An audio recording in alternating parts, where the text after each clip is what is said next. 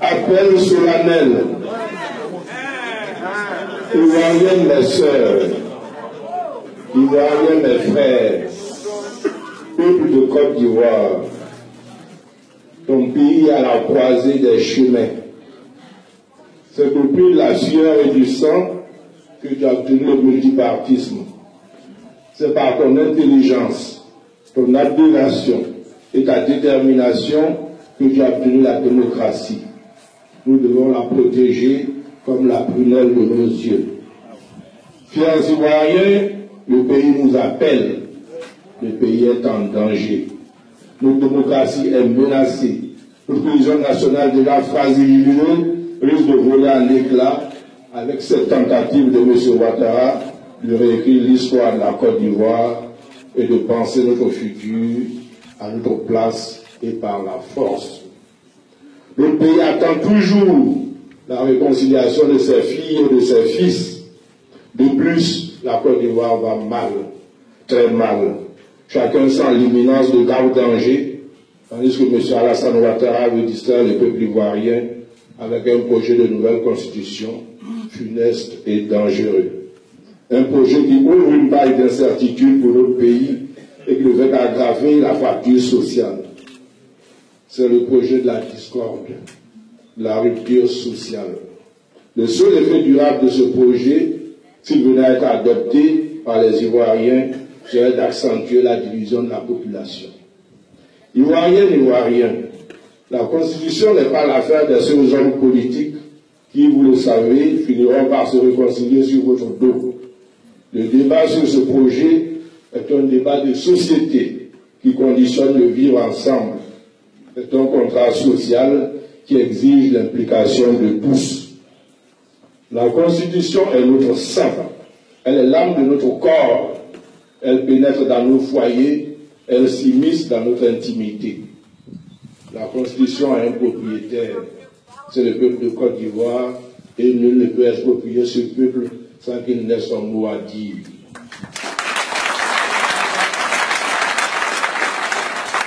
C'est tout le sens qu'il faut donner à notre réclamation d'une assemblée constituante pour l'élaboration et l'adoption de ce projet.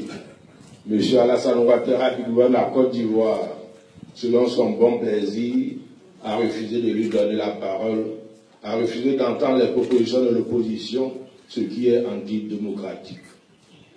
Ivoiriens, Ivoiriens, nous n'avons pas un pays à détruire, mais à construire ensemble. Le moment est venu de dire stop, ça suffit.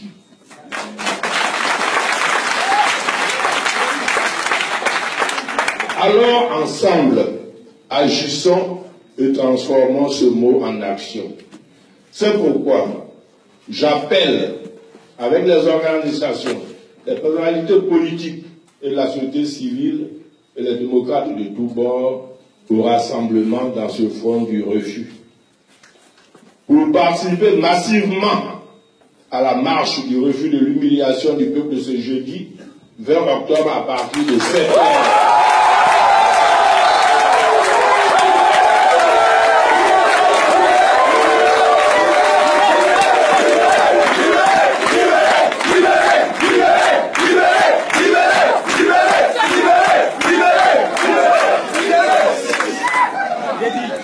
C'est pourquoi j'appelle avec les organisations, les personnalités politiques et de la société civile et les démocrates de tous bords au rassemblement dans ce front du refus pour participer massivement à la marche du refus de l'humiliation du peuple ce jeudi 20 octobre à partir de 7h.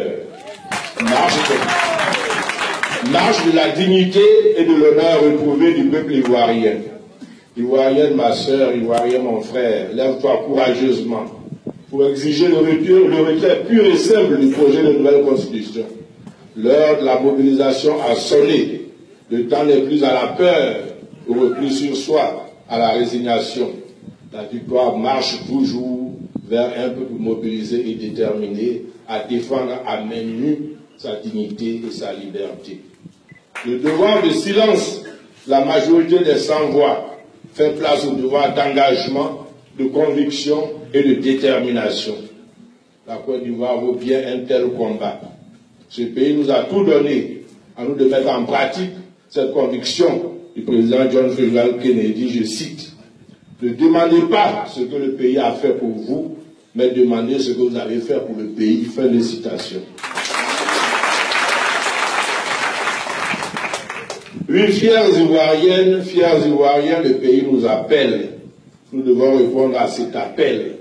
Tous dans la rue, ce jeudi 20 octobre, pour une marche de la paix, de la dignité et de la liberté. Nous vous faisons confiance et nous vous attendons. Dans la lutte et dans l'espoir, la liberté vaincra, pour le front du refus, son arrière-gouvernement.